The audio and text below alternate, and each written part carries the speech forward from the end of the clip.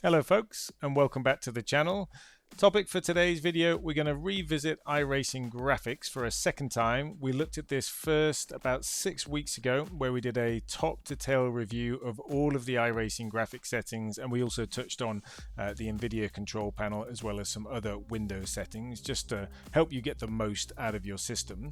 Now, we're not going to cover the same ground again today, but what we didn't do in that video was show a before and after on the FPS impact when you're making some of those changes. And that's what we're going to go through today.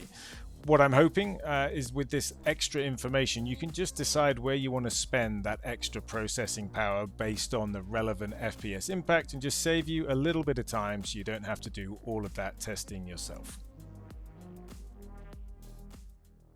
Before we get into the testing, just a quick word on the system that I'm running, the configuration, as well as the conditions that we're going to test in within iRacing today. So in terms of monitor setup, I'm running a 1440p triple monitor setup. So that is in total 7680 by 1440 pixels. That provides a pretty good test even with the 4090 and 7800 X3D that I'm running. For the CPU, I have PBO enabled and I'm running a -10 offset on curve optimizer, and then for the 4090 it's a founders edition and I'm running a +200 overclock on the core and a +1200 overclock on the memory. As for the RAM, 32 gigabytes, clocked at a speed of 6000. Hard drive is a NVMe drive, Samsung 980 Pro, and all of this is connected to an X670E Taichi motherboard.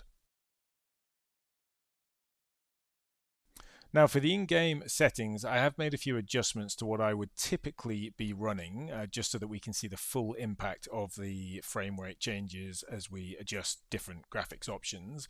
First of all, normally I would be running with NVIDIA Reflex on, which is going to cap my frame rate, but we've turned that off just to allow the frame rate to go as high as it can, because that will mean there's no artificial capping going on, so it'll give us a better set of results when we're doing the comparisons.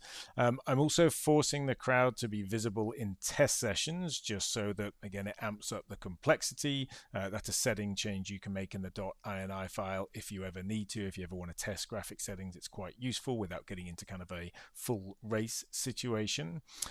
We will test in a variety of conditions. We'll do dry with partly cloudy, and we'll probably do that at Spa because I know it's been a recently rescanned track, so that's probably got a higher degree of complexity than others. It will also have some shadows for us to think about and some clouds, just so that we can kind of play with that setting as well. We'll do some rain running, may do that in exactly the same conditions at Spa, but obviously with full rain. The weather will be static in all of the things that we do, so there's no weather evolution, again, which could impact positively or negatively the FPS. And I will try and do a little bit at nighttime as well, and I think for nighttime we'll just go straight to Daytona. We know that Daytona is a bit of a frame rate killer because of the crowds, because of the shadows and all the lighting, so I think that's going to be a good place for us to test nighttime and then the impacts of the different settings whilst we're on the track there. Okay, so we've just loaded into a test session at Spa. Now to begin with, I'm just running my default settings that I typically race with, and then we'll kind of just go from there. As I said, the weather is static, but because we've got partly cloudy, we can of course see the clouds in the sky, which is good. I've also brought the FPS box so that you can see it. It's just above my picture basically on the screen here. It should be fairly easy to see, and that's really going to be the key piece of information that we'll keep coming back to. It's always going to vary a little bit, you know, by 2 or 3 FPS, just even as you're sat static in the car, but it should move enough to give us an idea of just how much of an impact a particular graphic setting has on the overall FPS. It is unlimited at the moment, and what I mean by that, it's not capped by anything on my system, so if we can pull 200 frames, we will pull it. NVIDIA Reflex is off, so there should be no restrictions inhibiting the frame rate whatsoever. Okay, so let's go ahead and make the first change. So we're going to jump out of the car. This is where it's going to be a little bit tedious. Jump into options, jump into graphic. And before I get started, just know I'm only going to do this for the graphic tab. I'm not going to replicate it in the replay tab. obviously, you may see slightly different results, but I think the general impacts that we see in the graphic tab can absolutely be applied to the replay tab. Things to think about in the replay, depending on the camera that you have selected, you may see more of the sky. So therefore, if you are adjusting the detail of the clouds, for example, then it could have a bigger impact in the replay than it could have in car when you typically don't see as much of it. But as I said, purpose of this video is just going to be the in-car, but you can kind of extrapolate from that what the broader impacts would be if you made the same changes in the replay tab. Okay, so the first thing we'll change, we will take a look at the sky and the clouds. So we're set to medium right now. Let's drop it down to low and see if that has any meaningful difference. So we're back in the car. Let's see. So if we set our baseline was high 130s, just going to let it settle. Very minor impact, if anything. I'd say we're probably just getting over 140 slightly more frequently. So we can call that a 1 to 2 FPS impact. Bear in mind that we're in car. We don't see a ton of clouds right now because we're in a partly cloudy setting. If we had full clouds, then this would probably have a bigger FPS impact. But looks to be, when you're in car here, maybe at best 2 to 3 FPS impact if you're in partly cloudy conditions. Now let's jump back and we're going to take a look at switching it up to high. And remember, we started with medium. That was our default. Okay. Again, very minor. Not really seeing the FPS counter get above 40 now. Just occasionally jumps above it. So let's assume this is probably a, at best 2 to 3 FPS sort of worse off when you're in high.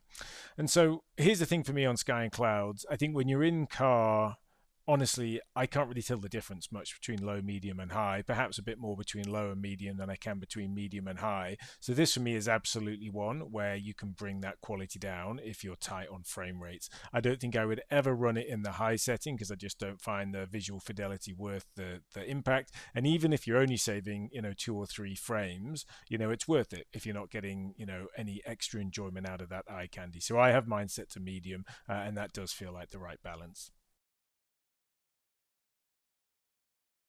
Okay, so I've just brought the car to a stop on the kind of main straight, I guess, or just a bit before overuse. And the reason I've done that is so that we've got a grandstand and crowd in view. And this also has a whole bunch of trees in the background as well. It's more of an art than a science, this, in terms of trying to make comparisons from one run to the next. But let's just consider this the baseline. We're looking at anywhere between 156 FPS to 158. Looks like the average is 157. So we'll head back to the pits and we'll just jump out of the car to do that, and then we'll make we'll make one change and then we'll come back and then we'll do another one, and then we'll just start to get a sense of the difference. So first of all, let's just go for grandstands. We were on low detail, let's jump to high detail, and then let's go and drive right back to the same spot here.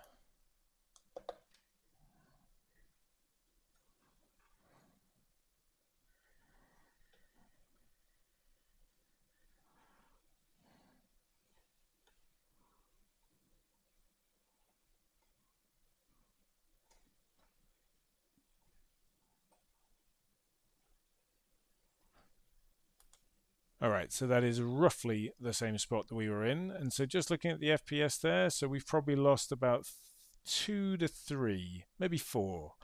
Let's call that 3 to 5 FPS loss from moving the grandstands from low complexity and then up to high complexity. And of course, what you can imagine is anywhere that you're going to be on track where there's a significant number of grandstands, a stadium section, etc., that's just going to be an exponential impact on FPS. So that's why for me, when I'm in the car, I always have it set to low, something I barely look at. I like to know that it's there. I don't need the extra detail, and it's a clear cost of about, at best 2 to 3 FPS, but it could be more like 5 to 7, I think, in some tracks. Okay, so I've reset grandstands back to low. This time let's turn up crowd from low all the way to high, and we'll head back to the same spot and we'll get another comparison in there.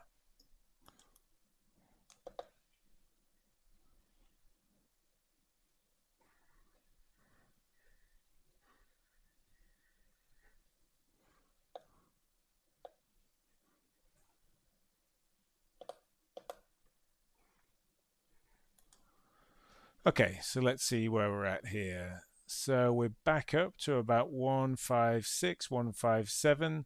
So to be honest, it doesn't look like this has had a major impact going from low to high. You know, the actual differences that you would typically see from the crowd is that you would have, when it's in low, you just get a 2D picture of the crowd. And again, if you're not close to them, I don't think you would really notice it when you're driving. Medium, you get 3D characters, so they're rendered front and back. And then high, you just get some extra characters around the track.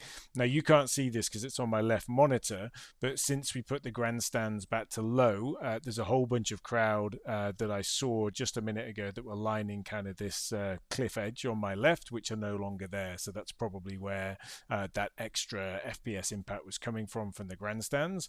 But it looks to me that the grandstand graphic settings has a bigger impact than actually the crowds do. So if you do enjoy seeing people and you want a bit more fidelity, it looks like that'll cost you less than if you put the grandstands up high, where you're just going to get more depth and detail in the grandstands, and by the looks of things, quite a few more characters around the track, more crowds there as well.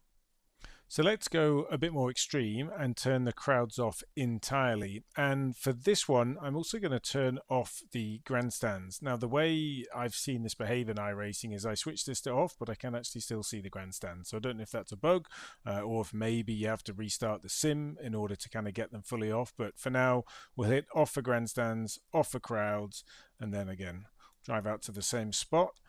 Visually, obviously, we won't be able to see the crowds anymore, but let's see what sort of an impact that's had on the frame rate as well.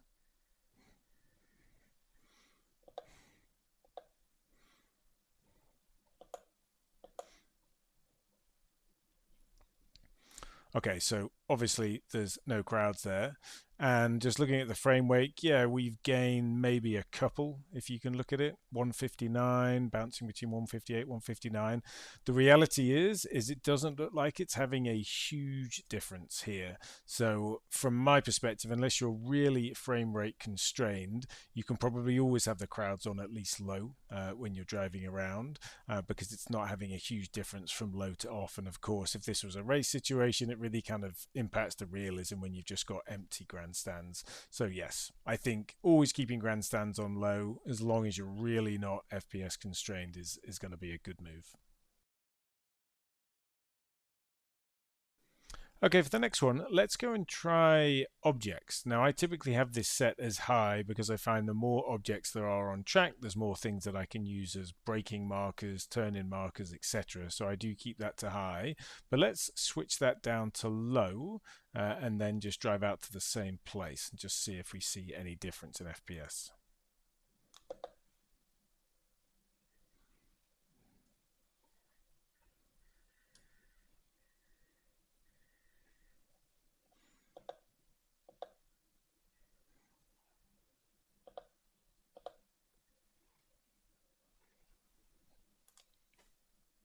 So no, just looking at the FPS here, we're bang on 157, 158. So what that probably means is it's not rendering a ton of extra objects going from low to high. So again, I think the frame FPS impact there is probably minor.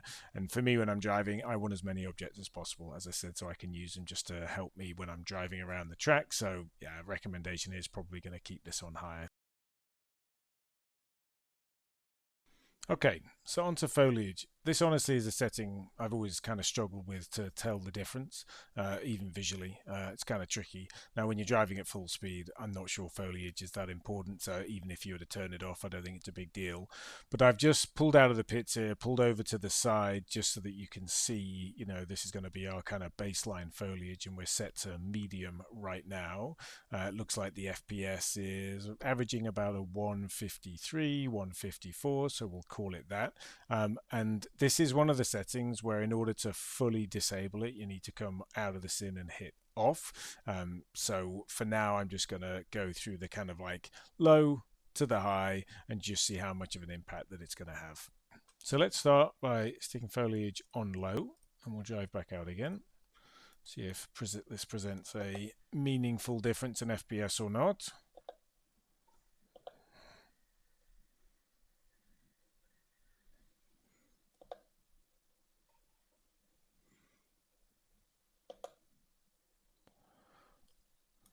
so this is roughly where we were before. And as you can see, FPS right now is kind of hovering at 153, 2. If anything, it's probably gone slightly lower, which could just be because I've positioned the car in a slightly different position. I'm going to just roll it forward here a little bit. Yeah, as you can see, this is a bit of a struggle for me with Foliage. I kind of struggle to see the difference. If anything, FPS has gone down slightly here, which, you know, is probably not because of the foliage. It's probably because something else. But, you know, let's just call that a minimal difference in terms of moving it from medium to low. At best, you know, none at all. But let's jump in, and I will just put it back to high. You know, does this do anything for us? Certainly the visual fidelity there from medium to low, I can barely tell the difference, you know, even when we're apart looking right at the grass. So, you know, if it was providing big gains in frame rates, great. You know, that'd be an easy way to grab a few, but okay, so here we are again, roughly the same spot. It's kind of the same, 153, 152, you know, all within margin of error. So foliage is an interesting one. I think my guidance on this one is either, you know, go for medium, you know, as something kind of in between where you can see it, or just turn it off together. Okay, I just restarted the sim, having turned foliage off. Let's, again, quick drive out. What I'm expecting here is to notice the visual fidelity right away where you can't see individual sort of strands of grass. But has it made any frame rate difference?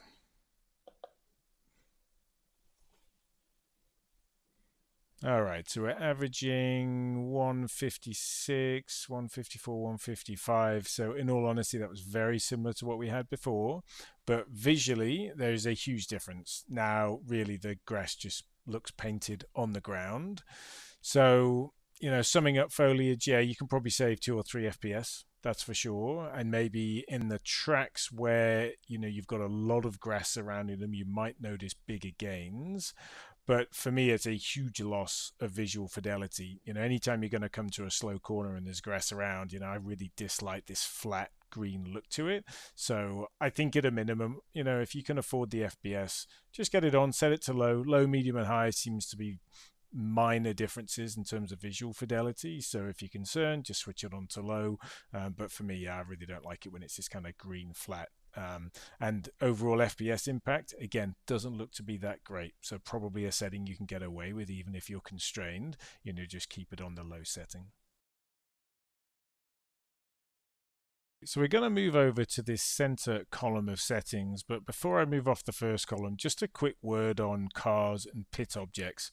Obviously, I'm in a test session, so I'm the only car, and because I'm in the only car, there's not many pit objects around. Really, to test this fully, you need to be in a race session or set up a session with AI and kind of get a feel for it. The reality is, for me, cars has to be high. You know, I don't want to lose any visual fidelity on the quality of the cars that I see around me. So I'll always put that to high, and I'll sacrifice quality elsewhere. You know, I recommend you do the same, even on a highly constrained system. You know, it really impacts the realism if the car quality is brought down away from high. And pit objects, your personal preference, to be honest. You know, if you've got a good beefy system, I think at the minimum have it as medium. If you switch pit objects to high, then you just get some movement of the folks that are in the pit lane, which of course can cost frame rates. So I think medium is a good balance, but if you really want to test that, you know, get into a race, set it to high, and especially when you're on the grid or every time you come past the pits, that's where you're going to really feel the impact. As you know, the GPU and the CPU have got a lot of complexity to draw, and that's why for me, I think never any need to have it higher than medium. And to be honest, if you're constrained, low is absolutely fine. You're always going to see your lollipop man, whatever you do. So, you know, I'm not going into those in any detail purely because I'm not in a race session, but they, you know, will have a fairly big impact to FPS, and just a good thing for you to test when you're in race conditions. Right. let's start with Anisotropic Filtering. I have it set to the max, which is 16x, and from memory, I don't think this has a huge impact on frame rate, which is why I have it set to the maximum.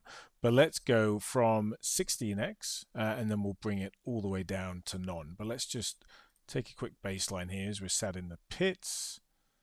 Okay, I've been in and out the session, so the FPS, tends to jump around a little bit. But we're set, let's call it roughly high 130s, maybe 138, kind of where it's at the moment. Let's jump out. And we'll just go all the way to none. So we just kill it entirely, and let's see what that does. Yeah, I mean, at best, maybe a 1 or 2 FPS impact there. We're starting to see it break into the 140, but because it's such a minor impact, that's why I always say just keep it up to 16x. Shouldn't be any reason to have it any lower than that, just given that the impact on frames really is relatively minor.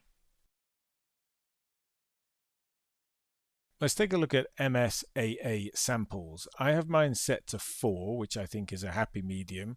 I talked about in the graphics optimization that if you move it up to 8, it really does cost frames and it not at a huge addition to the performance because you're just doing, the sampling 8 times, so double over the 4 times. But this can be a good place to save some frames as well.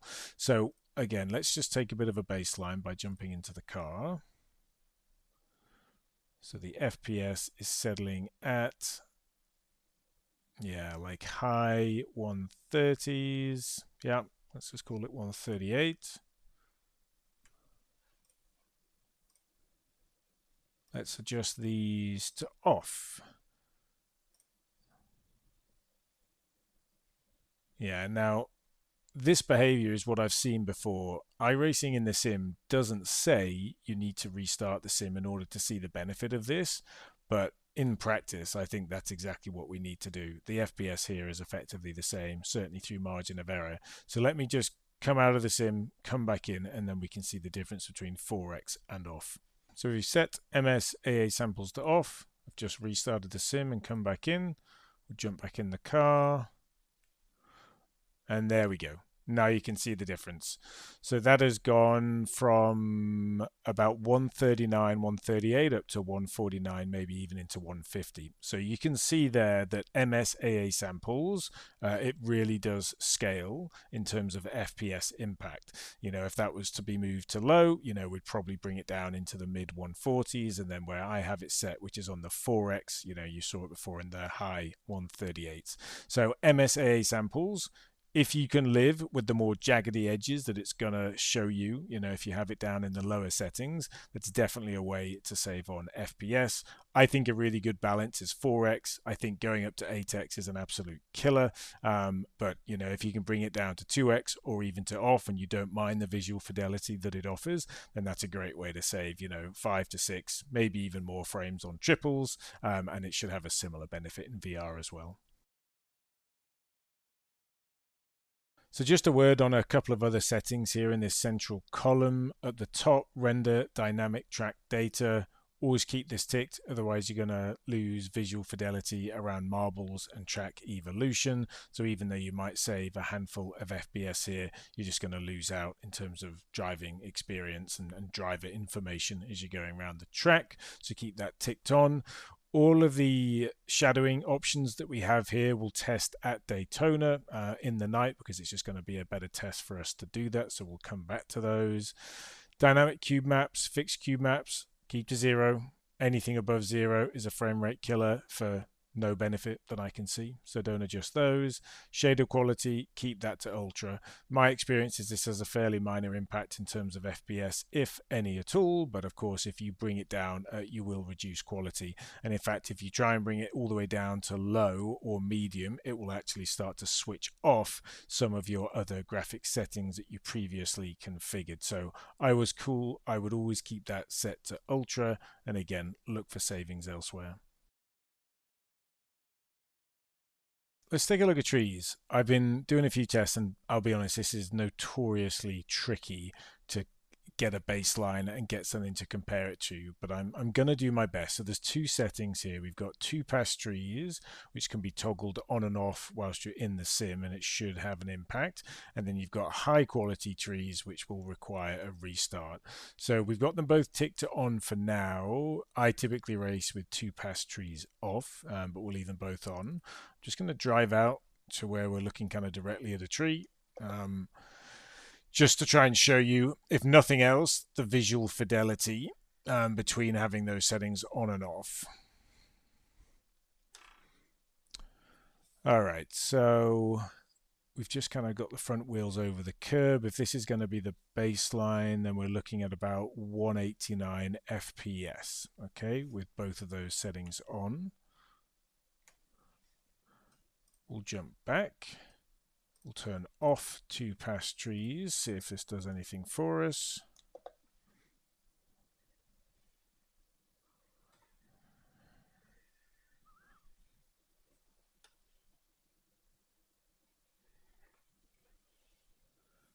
Okay, so we can probably see there are 2 to 3 FPS improvement by switching two pass trees off, and that's what I've experienced in the past. I can't really tell the difference between two pass trees on or off, and so if that's going to save me a couple of frames, then I think that's a good thing to do. What I'll do now though is I'll jump out of the sim, and we'll also turn off this time. We will turn off the high quality trees and just see what difference does that make to the fidelity, so what we're looking at, as well as the frames as well. So we're back in the sim. High quality trees is unticked, and we've been through a restart, as I said. So let's jump back in and see.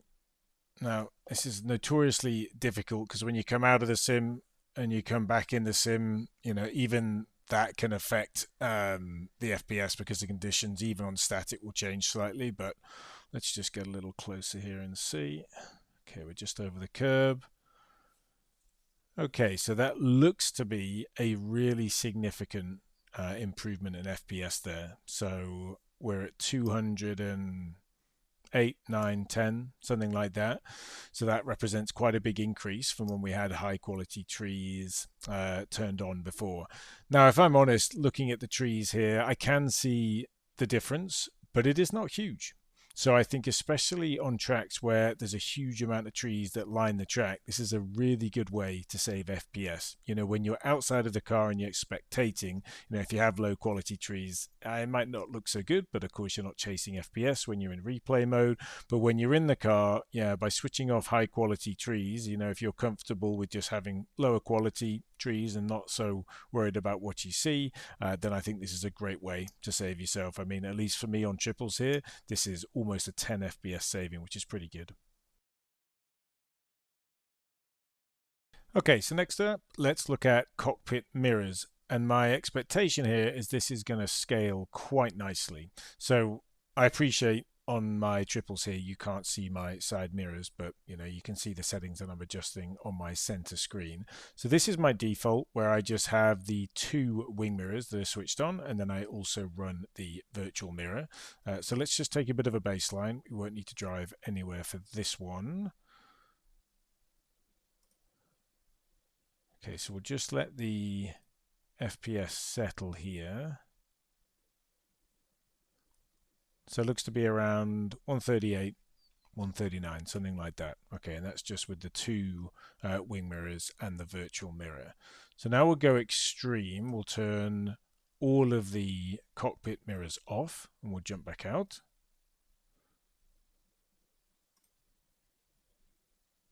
Yeah, so a huge increase there. What are we at? 152, 53. So that's a significant increase in FPS, which is exactly what you would expect. If you're running triples and you are running your side mirrors, then obviously that's more CPU processing that needs to go on to show you what's in the mirrors, more pixels to draw, and so the GPU is having to work hard. So obviously, if you're comfortable just running with a virtual mirror with a fairly wide field of view, so you can almost see around the side of the car, then that's such an easy place to gain frames. I like to have a bit of a balance. I really do enjoy driving with my wing mirrors, so I will sacrifice frames elsewhere if I need to. So I do have my wing mirrors switched on, but what I don't do is have any middle cockpit mirrors put on. So instead I'll just run a virtual mirror with a much more narrow FOV, so it's almost like just having a regular center mirror in the car, but that for me is a pretty good balance. But if you're struggling with frames, go ahead and just crank the FOV on your virtual mirror. Just be aware that the distance and perception will be a bit off, as that mirror is effectively trying to curve around the car so that you can see what's either side. But if you're able to switch off your external wing mirrors, it's going to make a huge difference for FPS.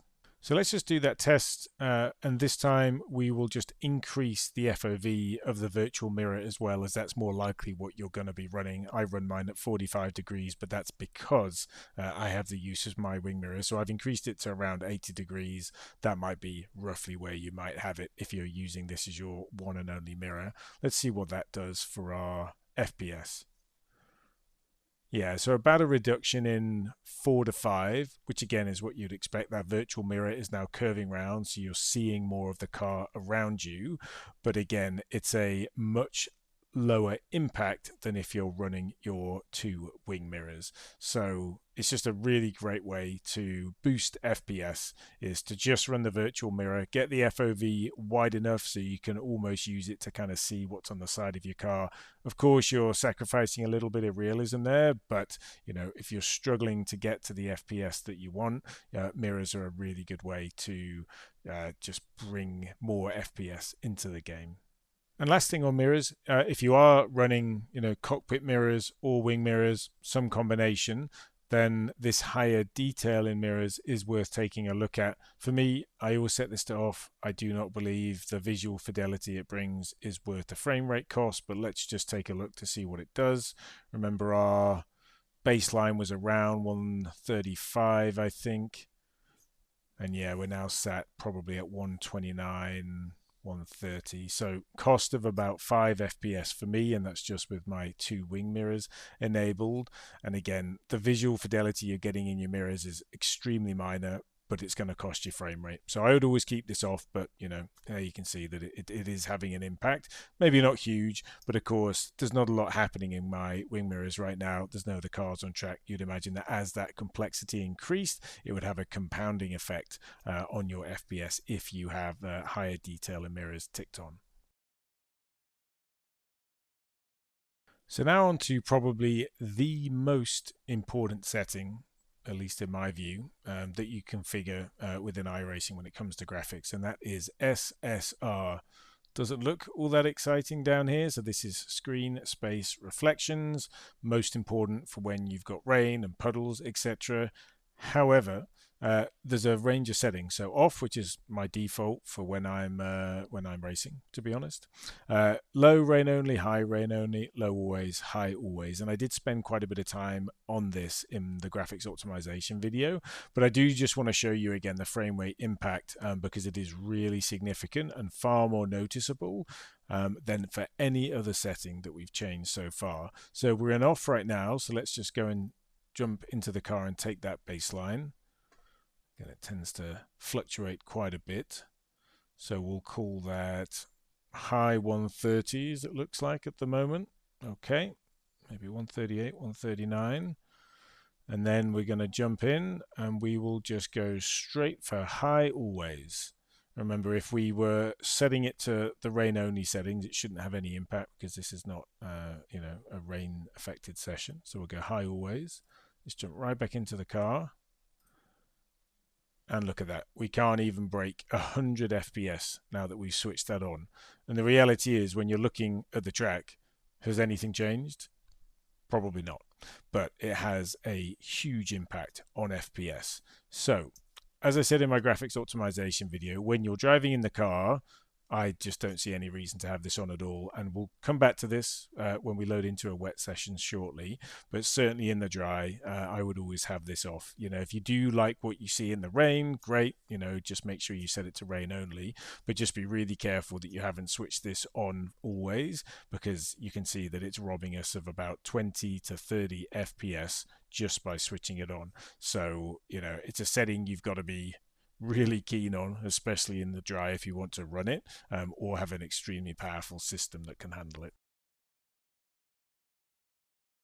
So there's a couple of more settings just below SSR that we haven't really talked about, mainly because I just see these as personal preference. So I just recommend testing these on your own, see what you like, see what you dislike. You can see my defaults. I have sharpening on, I have HDR on, and I have a 2048 by 2048 car textures. The tooltips underneath all of these are quite useful. They tell you exactly what's going to happen if you switch them on. So this car textures one, use higher resolution textures for car paint jobs.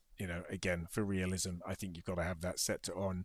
And, if you need to make gains in FPS, try and make them elsewhere. I run HDR monitors, so I have HDR ticked. I'm led to believe that even without HDR monitors, this can improve just the crispness or the colors used in the image. So something to play around with. It does cost some frames. I don't think it's huge, but it will have a bit of an impact. And sharpening for me just tightens up the sharpness of the image. So again, I keep that ticked on.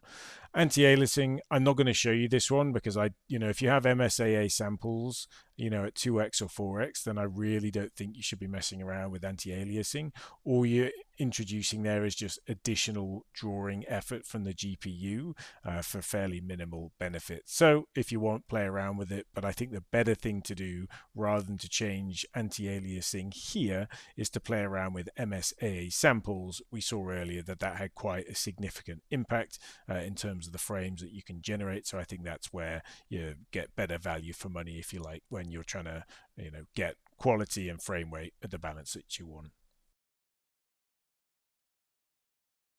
All change at Spa. It's now raining. Track is very wet. So I'm not going to go through every setting again, but specific ones, key ones being around SSR, of course, we're going to take a look at just to see the impact that has in terms of the reflections and the puddles, etc. So let's go ahead and jump in the car just to get a bit of a baseline here.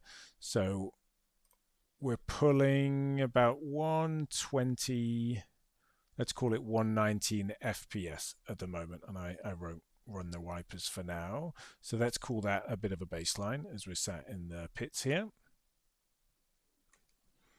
And the first thing I want to check will be SSR, because we know that has a huge impact. So that was with SSR set to off. Let's do maybe low rain only first, and it's raining, so this should have an impact.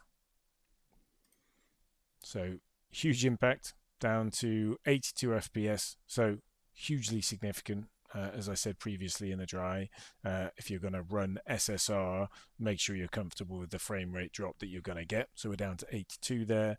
Now for memory, when you go from low to high on SSR, I actually don't think the penalty is all that much.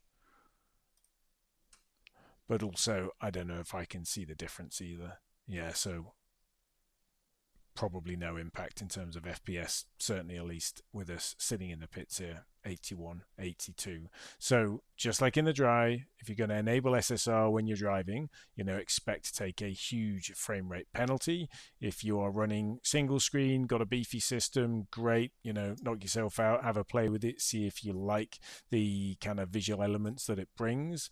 My experience, honestly, is that it just doesn't make a huge amount of difference for me when I'm driving. I get enough realism from SSR, even when it's off. Losing some reflections in the puddles just isn't that big of a deal for me, especially when you're on triples or VR and it's going to cost you at least 20 to 30 frames.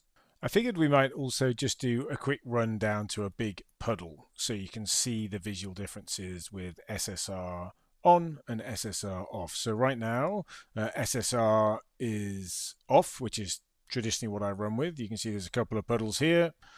For me, they look perfectly fine, perfectly realistic. You can kind of see the glistening as the light changes as we go by. But if we head down to the bottom of Eau Rouge, I know there'll be a huge puddle down there. And what I'll do is I'll just try and stop before it so you can get a bit of a sense of kind of how the puddle looks.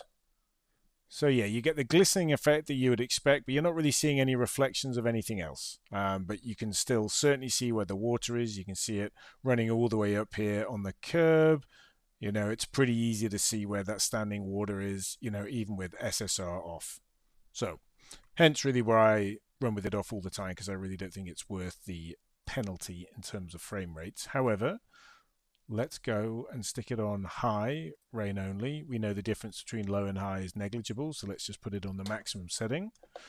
Get the wipers going, and then let's see if there's anything majorly different. So maybe here on the right, you can see the reflection of the wall a little bit better. So yeah, you know, a little bit of realism, fair enough. But of course, if you're keeping an eye on the frame rates, that's huge. Now, if I just reverse here, you'll be able to see there's a bit of reflection. There we go, just of the red and yellow barriers. So yeah, definitely adds realism, but you know, at the cost of frame rate.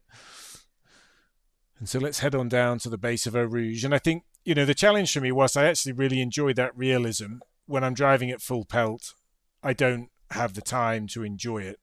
In a replay scenario, totally different. I have SSR on for rain and high because I really do enjoy seeing it in replays. Adds to the realism, don't care about frames. But look at this, we're already down to 76, 75 FPS. And if I just stop here, again, you can just see the reflection, you know, of the red and yellow barriers kind of in this puddle in front of us. So, you know, it does have an effect and it is definitely visible. There's no question about that. But just the cost on the GPU processing is absolutely enormous. You know, you can see the frame time for me is up to 22, 23 milliseconds, but that's all coming from the G, which is the GPU, you know, which is now running at 9.8, 9.9, whereas in normal rain scenarios, you know, it can be still down in the 5s and the 6s typically. And again, if we just run up the side of Eau Rouge here, yeah, we don't really see so much of the reflection just because of the position of the car. But you know, that's the visual difference basically. It absolutely makes things look better, but you've got to imagine when you're running at full speed, are you going to appreciate the difference? For me, the answer is no, certainly not at the cost of the frame rate. And even with SSR off, you can clearly see the puddles. They still refract the light, so you still get that shimmering effect, so you can understand where the bodies of water are. And yeah, I really at this stage, until that setting gets refined further, so it's not such a pull on the GPU, I think when you're driving around, set it to off, and then yeah, play around with it in the replay. I think in the replay it actually looks really good, and because you don't care about frames at that point, you know, crank it and see kind of what works for you.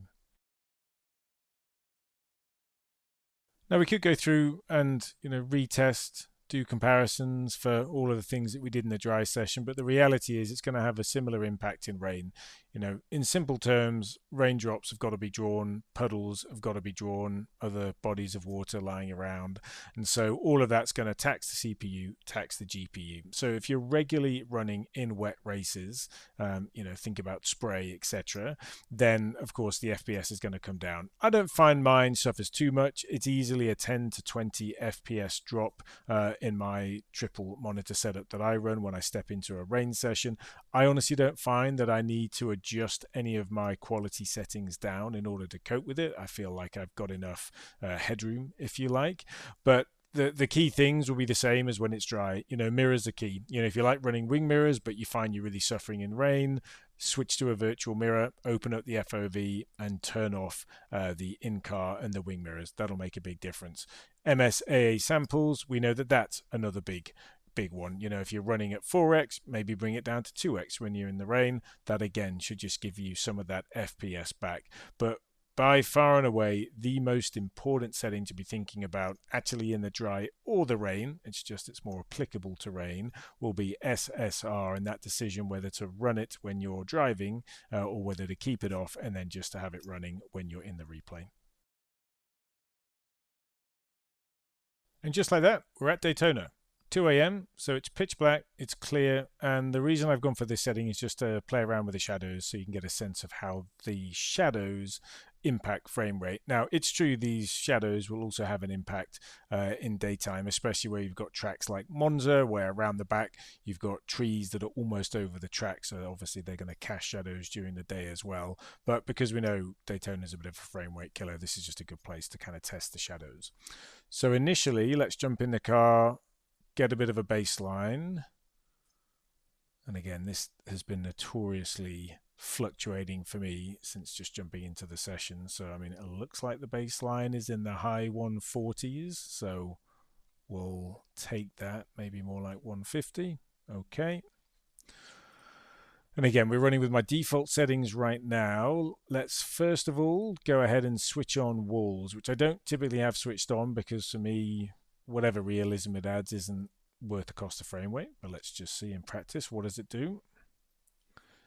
So that is costing us negligible, it would say, frame rate, but let's call it about 3 to 4 because it's now fluctuating a little bit below 150. Again, this is an art, not a science, but it is costing something. I think if I was running around the track, I'd expect this to be costing me around 5 FPS on triples, but it's having an effect, albeit not huge.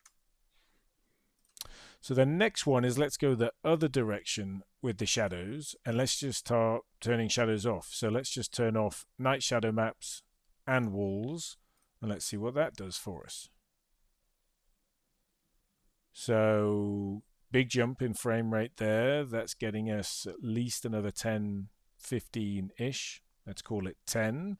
And, you know, do we miss the visual fidelity? I'm looking at the screen. I can't really remember what's different, if I'm honest. So again, if you're running at night, you know, this might be a setting that during the daytime you keep on because the frame rates, you know, aren't impacted too much. But at nighttime, especially 24 hours of Daytona, as you're coming in and out of kind of those stadium sections, yeah, turning off some of these night shadow maps can have a really big impact and really help your FPS. So clear gain there of about 10 FPS. Now let's go even further and we'll switch off shadow maps and cloud shadows off. As I said, we're always going to leave render dynamic track data. I talked about that a little bit earlier in the video. So does this make a big difference for us? Not really. If anything, this almost looks like it's costing us frames. So I think the advice on that one, and let's have a look at the tooltip because I think there's something interesting in that one. So we'll switch these back on and let's just have a look. Shadow maps are a shadow method where they're rendered into textures projected onto the scene. Specify which objects receive the shadow textures. Casting them on cars and track doesn't affect FPS too much. Casting them on the terrain can be more costly. Now we don't have as many options as we used to. We just kind of get object self-shadowing here. But clearly turning that off was not a huge benefit, to be honest. So recommendation is going to be to keep that on. So dynamic objects, again, let's just read the tooltip. This option causes cars, pit boxes, and other dynamic objects to render their shadows using an advanced shadow map. Consumes video memory.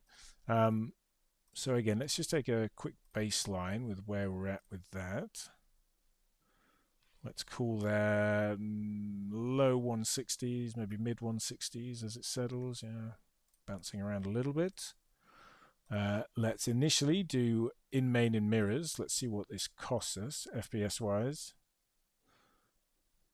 Yeah, it costs us 2 or 3. Maybe not even. So pretty minor, but of course not a lot happening in the mirrors at the moment. It's pretty static. If you were in a race with a ton of cars, you'd expect this to have a bigger impact. So probably makes sense that it's not a huge impact at this stage.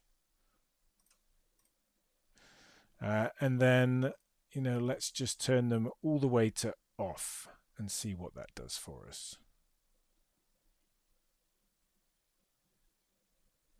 It's bouncing around, and again, art not science, but clearly that's giving us some frames, maybe 5 or 6 roughly. And again, a more complex session, it's probably going to yield more frames there. So yeah, definitely has an impact. You know, the thing with shadows is interesting. It really depends on which the conditions you're running in, how many shadows are being cast on track. But my general guidance will be if you're running a lot of night races or you're doing the Daytona 24-hour, whatever it is, just know that if you really are seeing, you know, a struggle with frame rates when you get onto the track at night time, head straight for the shadows and play around with what's there. Head straight for the mirrors too. You know, if you can again switch to your virtual mirror, that's going to make a big difference. But the shadows at night time, especially at tracks like Daytona, can be real frame rate killers. So just adjusting those settings down can have a real benefit in terms of retaining kind of fairly decent FPS. Final thing before we close out of the night session will be number of lights. We didn't test that on the dry, so this seems like a good place to test it. We should have more shadows. So again, the tooltip here, this option controls the number of lights that can cast shadows. More lights improve visual quality, but at the cost of performance. I leave mine set to 3, which is the default. So let's just jump in and grab a quick baseline here.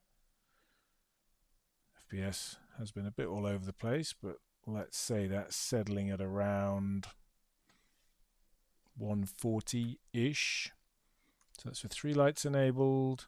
Don't think you'd ever need more than 3 lights, so I'm not going to go up, but we will go down to 1. And let's see if that makes a big difference for us. Yeah, it gives us about 10 to 15 FPS. So I think, again, as with all of the shadows, if you're doing night racing, all of them can be played with, but don't miss the number of lights, because that's quite an easy one that you might not find the impact of the quality very much at all, but it looks like it's giving us around a 10 FPS boost here by moving from 3 just down to 1. So just another easy way, you know, if you're running night tracks, you're running Daytona 24-hour, whatever it is you're doing when it's at night time, if you're bringing that number down for the number of lights from 3 to 1, definitely going to give you some savings. We talked through a lot today, and I thought it might be useful if I just consolidated the full list of my recommendations just into a single table. So I've included this here. Obviously, there's a lot to read on the page, so just feel free to pause and take it in. And again, bear in mind, these are recommendations largely based on the settings that I run. Triple screens, 1440p, fairly powerful system with a 4090 and a 7800 X3D. However, what I've tried to do in the recommendations is also provide a little bit of context around which setting that I suggest. Because even though I'm running quite a high-end system, I don't just set everything to max by default. What I really try and do is only move the sliders up to medium or high when I feel like I get a real benefit visually for when I'm playing the game. Just added realism, added immersion.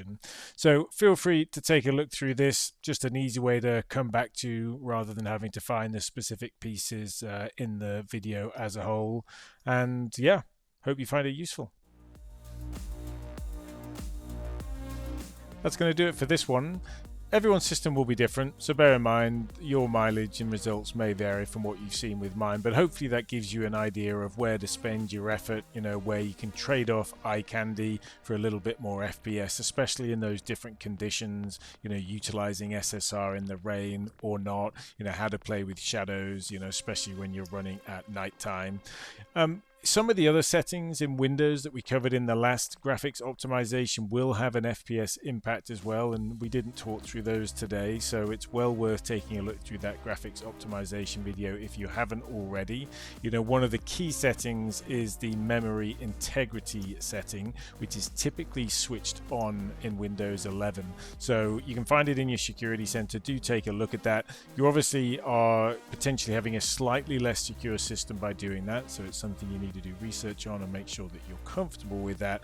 But typically when you turn that setting to off, it can also yield a little bit of FPS across multiple titles, multiple games. Thanks so much for tuning in, and we'll catch you in the next one.